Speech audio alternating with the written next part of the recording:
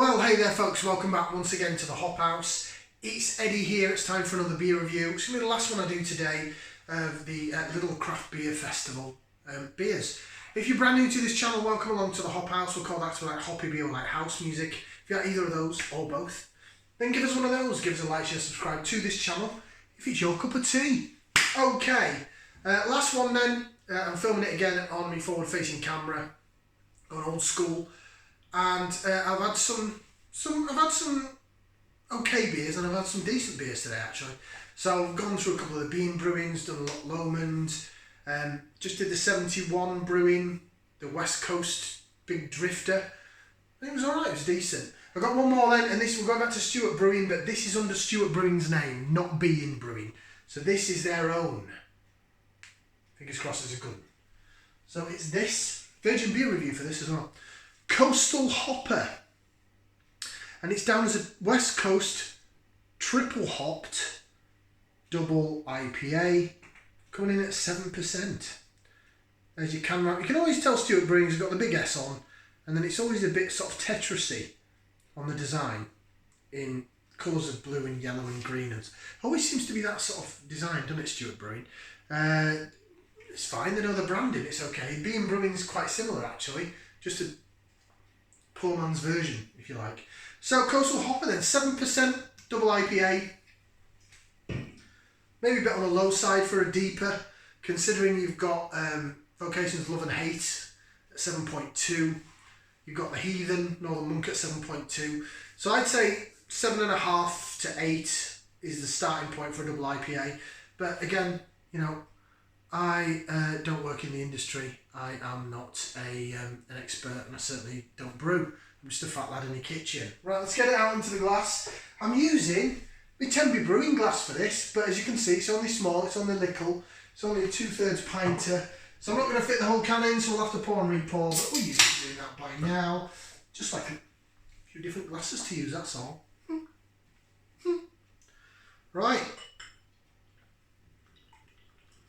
God blimey, that is dark. Right, leave that there. Now then, looky what we have here. It is a Auburn Mahogany Amber coloured beer. Head on it that's slightly off-white, it's a little bit creamy. Great jigging about on the glass. When you have the darker malts, it does show up that when you do the magic trick, which I'll do a bit in the later vision, it looks splendid. So yeah, that looks very West Coasty. That looks old school West Coasty. Very malt heavy, darker malts. That looks pretty decent, to be fair. Can't complain about the look at that at all. It looks darker than the West Coast we just did from Stewart Brewing. I like the look of that. It looks good. Should we get some aroma? I just want to get straight in there. Stick that into there, give it a whiff, see what we can sniff. Caramel again. Going big on the caramel malts, which is very old school West Coasty.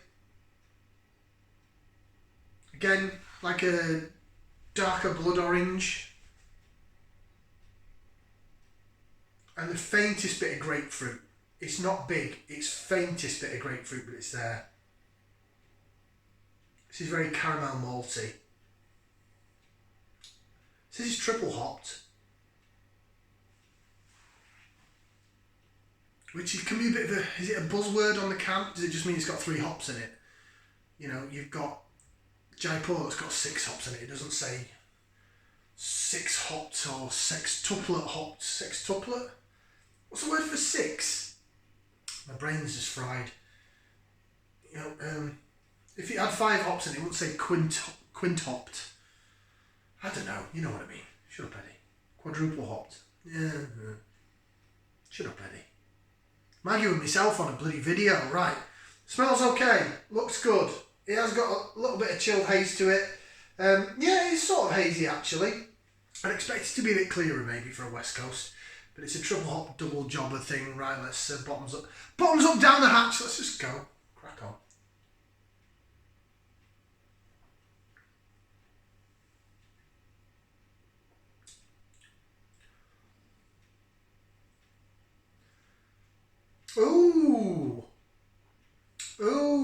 had to wait for it. I had to wait for the bitterness.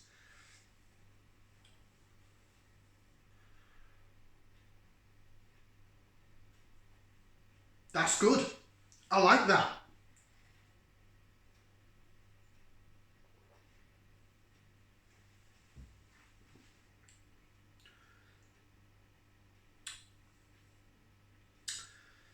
My God, that's dangerously drinkable. 7%. It's got some body to it, but it doesn't taste. Get in my glass.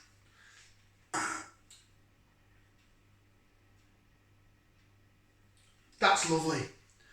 That is, I'll tell you what it's similar to actually, and I had it.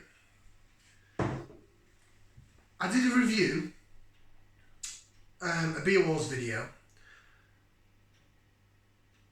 and then I deleted it by mistake because I'm not good with technology. I've told you this before. So basically, I went to Asda, and although when I initially reviewed it, I wasn't overly keen, but I got the Badco beer, the double IPA, the name Off Tempo. That's it, the Off Tempo double IPA, and I put that up against the 71 Brewing Luminous Nights because they're both 7.4%, and I did a side by side. And surprisingly, the Badco won overall. It was brilliant. I never uploaded the video, and then I was making some room on my phone and deleted it by accident. I think I deleted a whole chunk of photos and all sorts. And then I was like, oh crap, I just deleted that. Like I say, not good with technology. But this reminds me of the Off Tempo double IPA from Asda.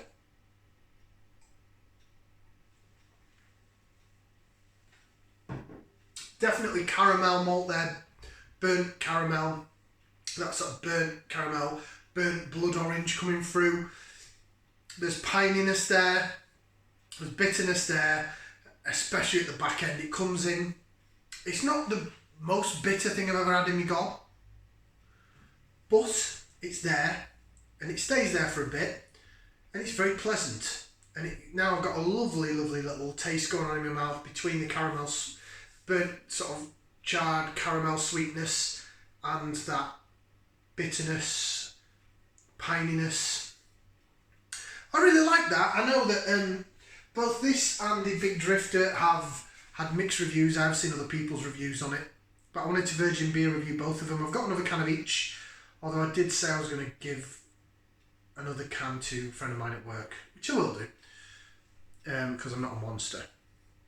I like that. I think that's decent. I like that. I think it's good. So, Coastal Hopper then. West Coast Triple Hopped Deeper. A full flavoured, big hitting West Coast Deeper. A big pithy bitterness and trademark pine, citrus peel, black pepper and dank hop flavours dominate our take on this classic style. 7%, 3.1 units. Your ingredients: water, malted barley, wheat, hops and yeast. That's it. Yeah, it's a bit wheaty actually. Yeah, maybe it is a little bit wheaty.